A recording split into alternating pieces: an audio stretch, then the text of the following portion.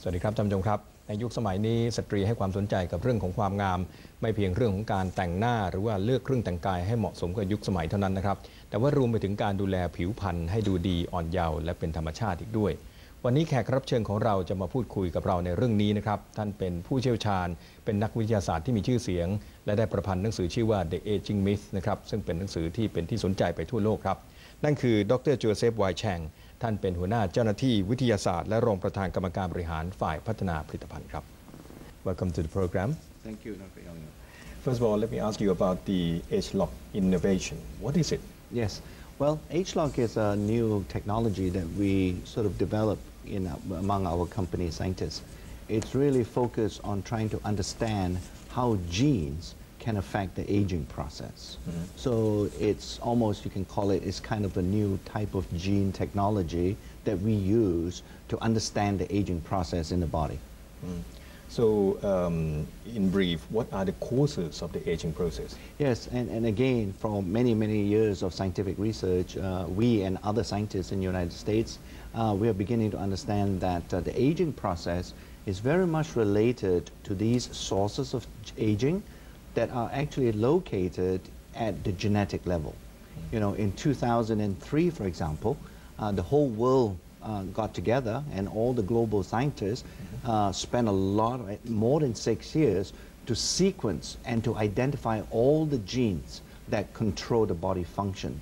And they've discovered there are roughly around 25,000 genes that control all the body functions in the body. So we are now using the map to identify those genes that are specifically related to the control of the aging process. And those are the genes that we call the sources of aging in the body. Mm-hmm. From your study that you have conducted, what have you found about this gene expression that can cause the aging? Well, what we have found is, in fact, you know, throughout many cultures, most likely also in Thailand, when we were young, we hear stories of people trying to look for this fountain of youth. Mm-hmm. And, you know, it's very popular. Maybe in the Thai language, you would be calling it another name, but everybody is like looking for this mystical fountain of youth. Well, I think all of these people in the past, they have been looking at the wrong places. In fact, this fountain of youth is actually in our body, and is actually those genes that I've been referring to that control the aging process that are the fountain of youth, you know. Mm-hmm. So, and we're beginning to understand now that although your mother and my mother gave me 50% of the genes, and your father and my father gave me the remaining 50% of the genes, and when we were born, and that makes our human body. But over time, we are beginning to understand now that many environmental factors and external factors affect how those genes behave. Mm-hmm. And if these environmental factors are not good, are negative, like pollution, mm-hmm. Smoking habits, you know, not eating right. Okay. What are the ways that we can do this alteration in gene expression? Yeah, well, one of the things we can do, we are looking at many natural ingredients, for example, and one of the most interesting natural ingredients we're looking at currently is a traditional Chinese herb that is called cordyceps. Cordyceps. Yes, and the scientific name is Cordyceps sinensis, and we are finding that a long time ago the Chinese were right, that this particular herb provides a lot of anti-aging benefits to the body. Mm-hmm. The difference is, 1,000 years ago, the Chinese didn't know how it acts. Now we know by testing that cordyceps, for example, yep. We are finding it affects many, many anti-aging related genes. Mm-hmm. And they restore the function of these genes, if you will. Mm-hmm. And our H-Lock technology gives us the ability and all the scientific tools to look at this particular genetic effect. Okay. So these particular herbs, cordyceps, how do human beings take that and cause some benefits in terms of the anti-aging? Well, one of the most important things with natural herbs is that you have to take the right dose, mm-hmm. if you will.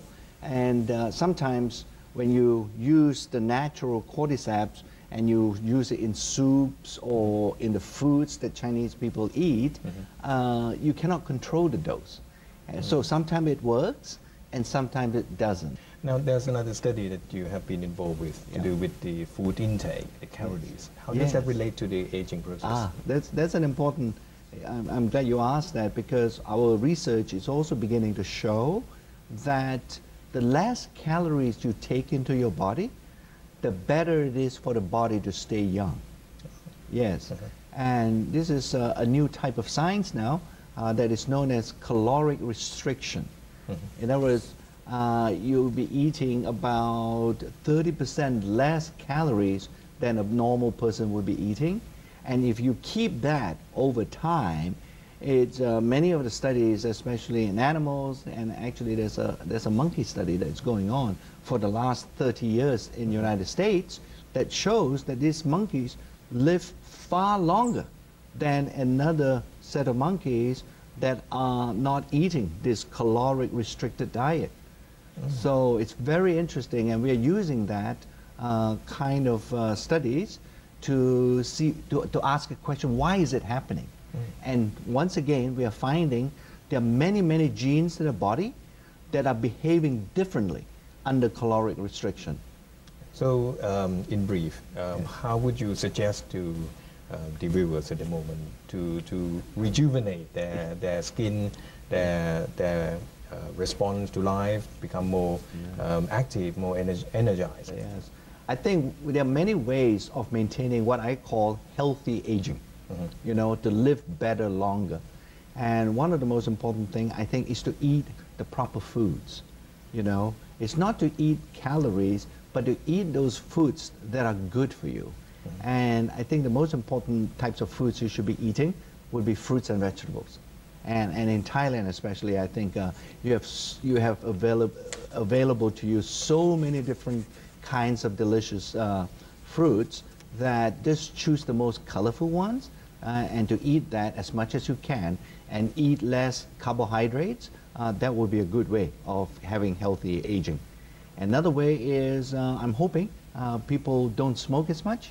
That's another very important and significant factor to help you stay young longer as you get older. And the other things would be, I think everybody understands it, is to have a bit more exercise, and that is also good. And finally, to get some sleep. I think that's also important. People don't realize that sleep is a very important aspect of aging, of healthy aging, because your body can only heal itself while you're sleeping. So those are some of the tips I think people can adopt. Thank you. Okay.